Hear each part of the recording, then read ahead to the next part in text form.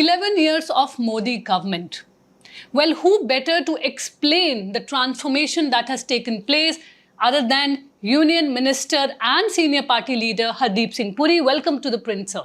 Thank you very much. I can think of many more people who would be better positioned to explain, but thank you very much. With due humility, I accept this thing, and thank you for having me on your show. Sir, 11 years on, what do you believe is the legacy of the Modi government? Well, it's 11 years, the growth, development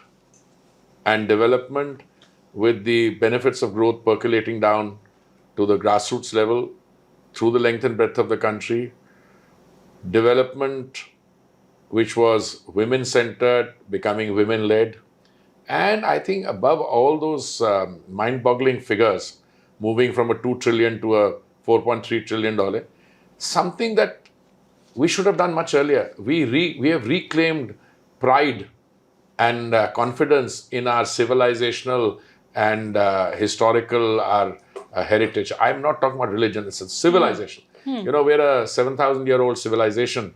When you see a city like Varanasi, how many thousand years old is it? And you combine it into, we give it the concepts of smartness. The fact that today you've been able to lift in one go, this 11-year period, 279 million people out of multidimensional poverty. Naddaji mentioned 25 crores or 250 million. No, the World Bank figures is 279 million, even higher than that. Number two, your poverty figure has fallen from 24% to 5%.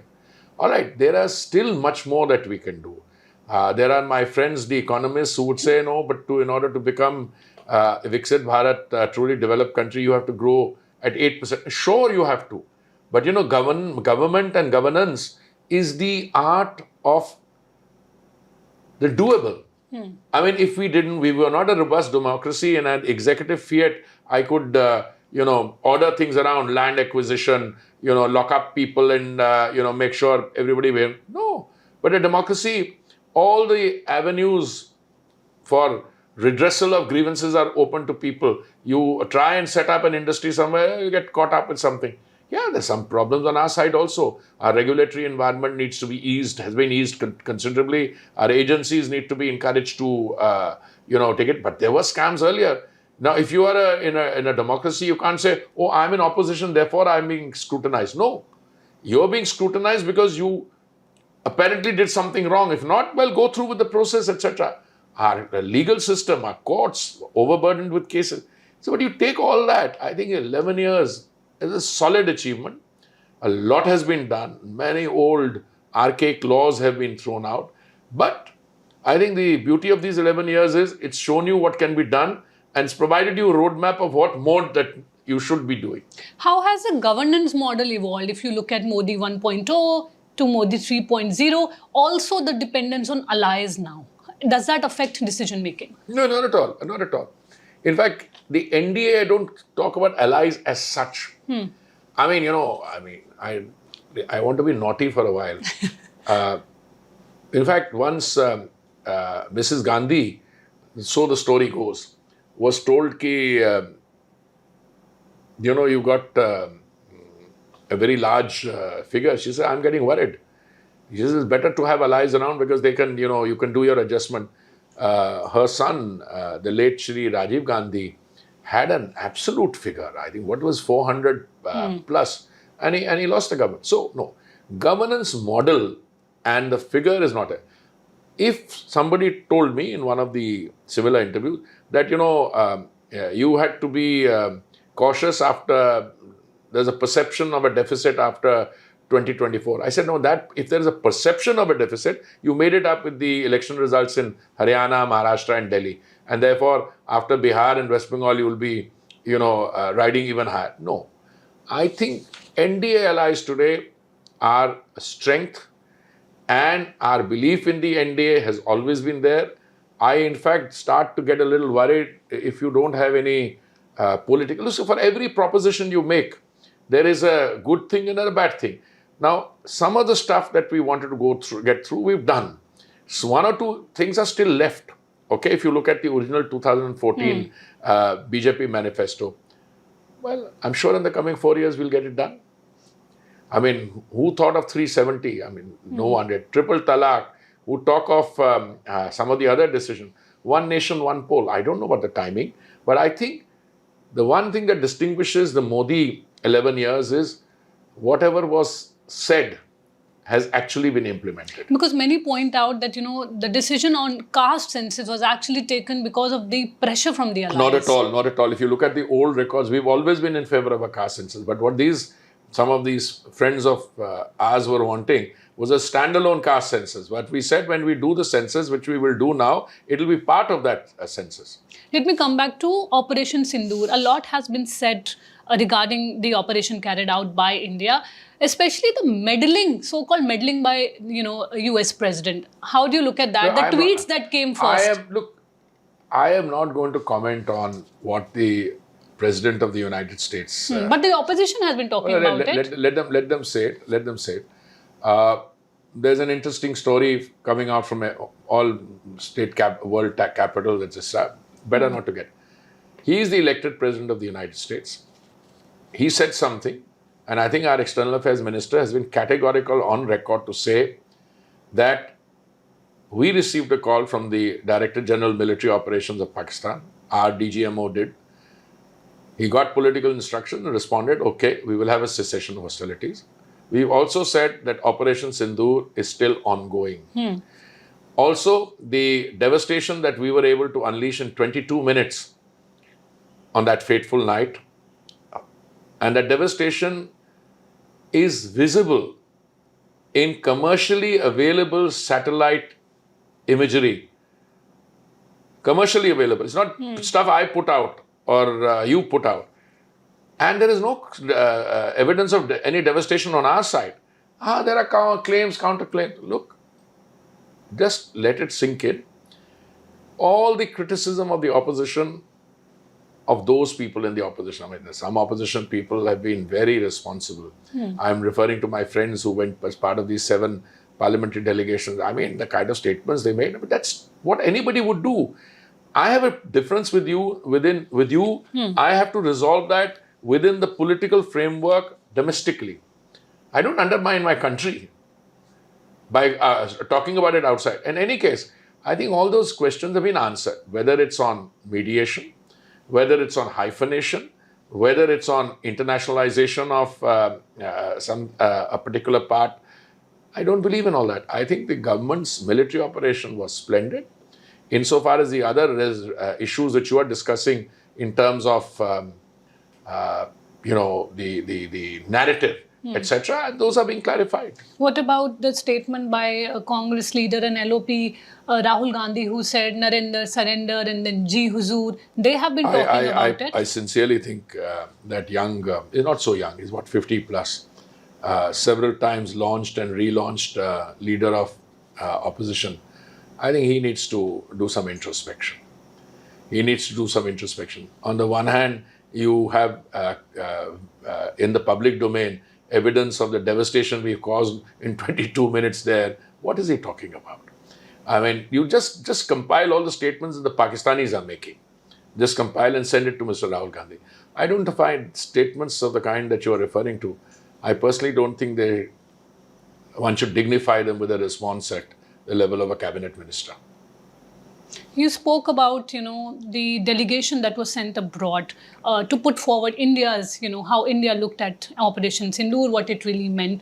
What have we achieved, tangible outcomes, if we are so to speak? I think the outcomes are many-front. I don't want to be saying whether they will be speaking themselves, they will meet the Prime Minister. One and foremost is that it is a united country. The opposition parties are there. It has a very strong political messaging. And secondly, I think whilst all the other institutional people will reach out, the minister will reach out, we reach out to heads of state and government. There are large sections of society to which a delegation like this also reaches out, apart from officials, the think tanks, etc. And that's a concerted. Over a 10-day period, you have 70 people, go out, and it's in many ways, I would use the word saturate people and get focus. And I think they've had very good results. And of course, they will themselves. I read one piece by one of my younger colleagues today in the papers on explaining. And I saw a very interesting answer which Shashi gave to his son, Ishan, when he introduced himself as the Washington Post correspondent. And I think it's a brilliant thing. I mean, today, the fact that Pakistan is the epicenter of terrorism, the fact that it is a country which employs terror as an instrument of state policy, no one is in any doubt.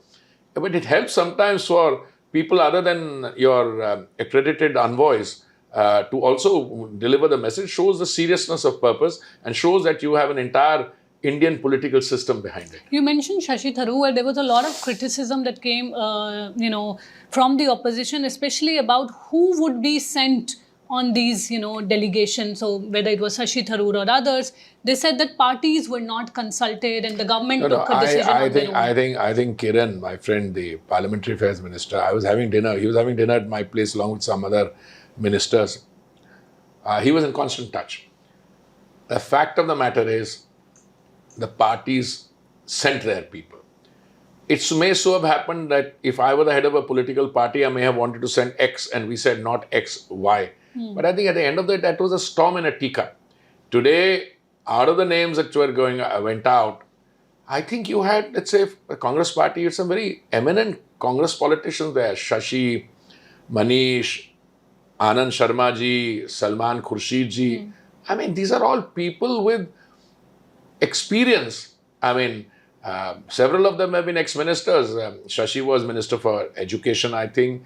Salman ji was EAM. Anand Sharma was MOS in External Affairs. Then he was Commerce Minister.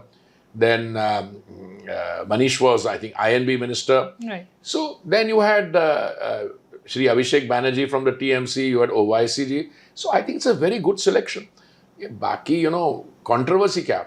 I mean, you can start anything and, say the controversy, you have to quantify it. I don't think it was any serious controversy either. Well, as far as Operation Sindur is concerned, the opposition has also been demanding a special session and they're saying the government is shying away from it. And they also want sort of a, a review of India's defense because they're saying CDS said that one of our aircraft had, But tell me, have you ever been into an operation where you haven't lost something? I mean, what kind of talk is this? Every time it's a shoot and scoot game. You ask for something, if the government says, you ask a caste census, they say, come and be my guest here. I'm willing to have a caste census, part of my census. You've got a parliament session coming up, I think in July. You can decide there if you want a discussion. Their statement will be made, I'm sure, by whoever has to be. It's not for me to comment. I think the opposition has been, at the very least, non-serious about these issues. There's no running away from any this thing. Every day the commentators are coming on the talk shows, etc. doing. जब parliament में बोलना होगा, जब discussion होगा, बोल लेना उसमें. Just one last question on Operation Sindur. You must have seen that a number of statements were made by BJP ministers, including one from Madhya Pradesh about Colonel Sophia. Why the government... I regret as a BJP Karyakarta, and I can tell you such statements should never be made. And I condemn in the strongest possible terms any member of my party or any other party who makes statements like this. I'm so proud. I'm a feminist. I mean, I'm married to a feminist. I have 2 daughters who believe in feminism. But apart from that, look at the dignity of that lady in uniform. Her name, Sophia ji, or the other one, Wing Commander Singh. They represent the very best. For anyone to say that, I strongly condemn this. Well, a bit about your ministry. Despite softening of global crude prices, domestically, why the prices continue to be high? They're the lowest in the world, ma'am. If you look at the last 3-year period, our prices have been coming down. But I think your question comes from a good place. If global prices continue to be like this, you see, if I stock up at, say, $78 a barrel, then you can't expect me to sell at a lower than global. If global prices remain like this, the cost of insurance and freight doesn't go up because of global turbulence like attacks and the Houthis in the Red Sea or so on. Yes, in the foreseeable future, you should be looking at a reduction. But listen, Our oil companies lost 28,000 crores one earlier year. We compensated them by 22,000 crores. Last year, they lost 40,000 crores because of that subsidized gas cylinder we give. We still have to pay them back. But yes, if the trend remains like this, there is in the coming months, yes, you could, the companies would look. We don't set the price, the companies do, yeah. But how prepared is India for potential oil supply disruption, keeping We are the very well Ukraine prepared. and Russia? We are very well prepared. We are very prepared. We are now buying from more countries. We used to buy from 27 countries earlier. We are buying from 40 countries. Our strategic reserves are, I wouldn't say enough. There's never enough. But, if you take all the oil we have in storage in the refineries, in platforms at the point of importation, yes, we are. When we talk about Russia and importing crude oil, well, one question that always comes to the mind is that there is a lot of Western pressure that why is India procuring from there? Well, there's no Western pressure. The only point is Russian oil was never under sanction. The oil coming in by a pipeline to Hungary was exempt. The oil going by pipeline to China was exempt. What was going from Sakhalin to Japan was exempt.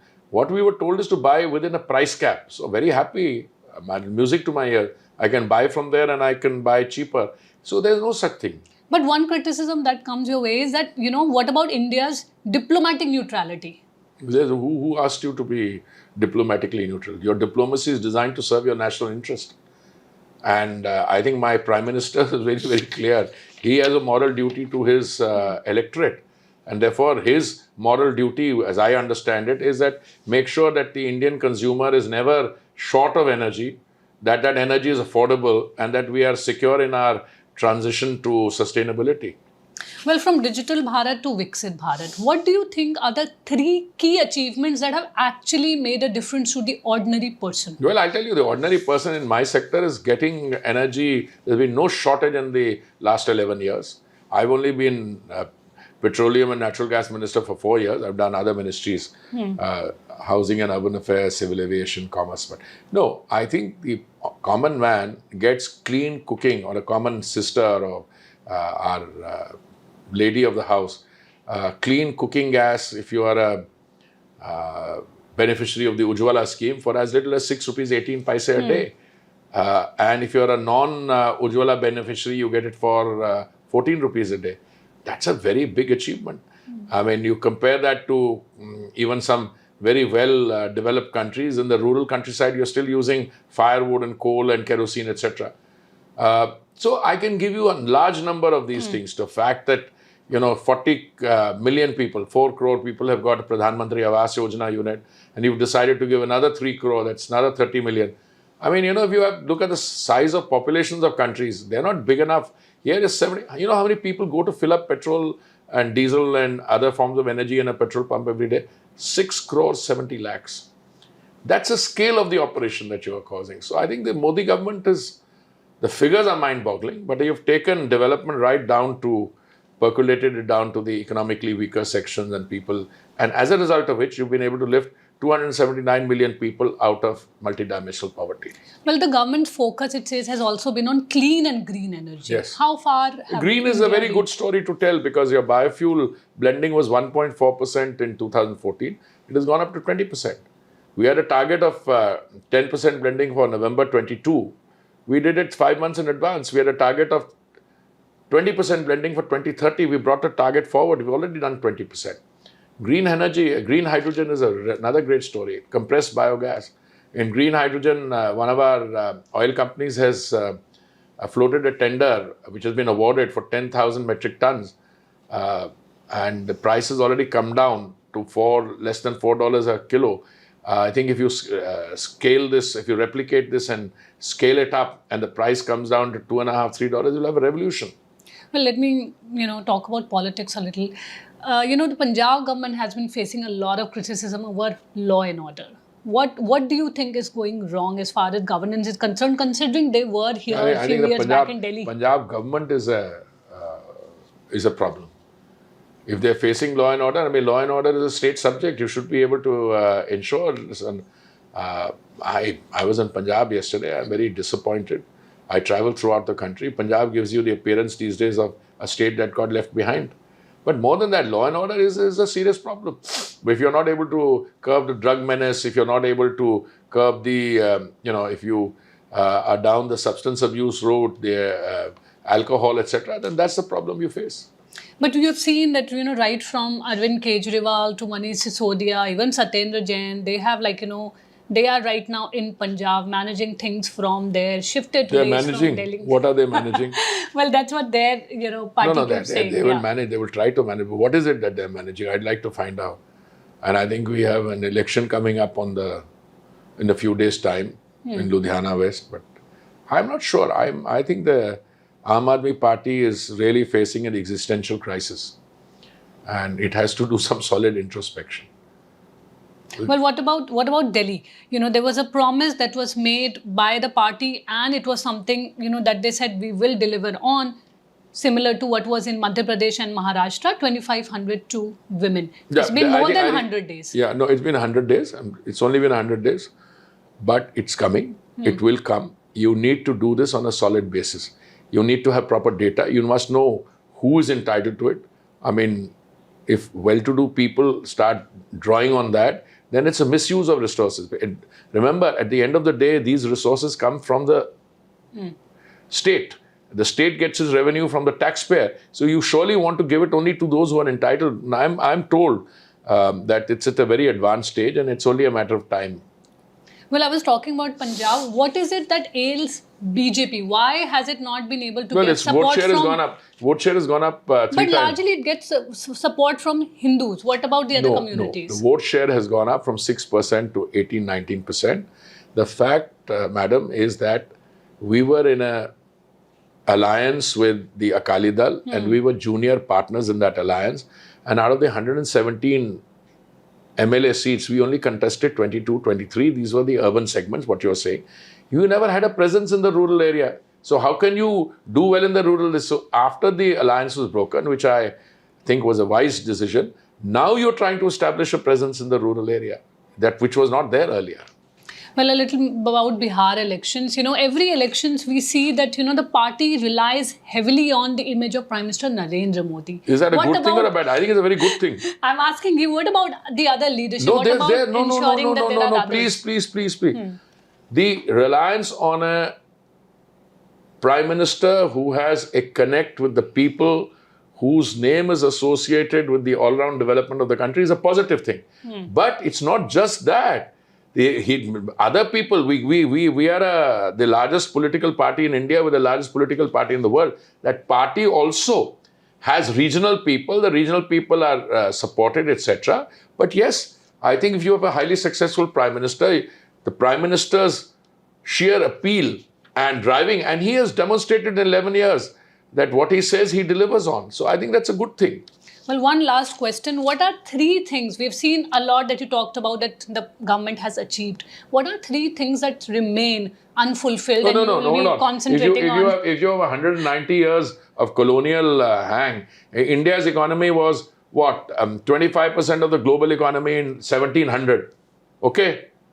Now from there we came hurtling down to 2%.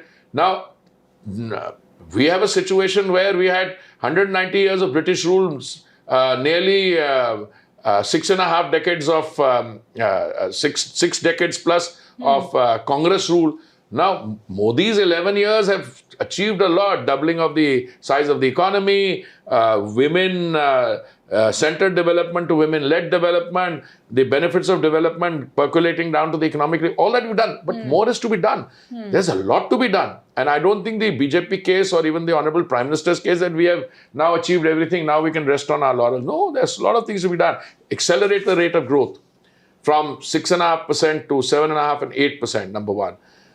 Make sure that some of the laws which need to be clear, labor laws, etc., to unleash entrepreneurial productivity, etc.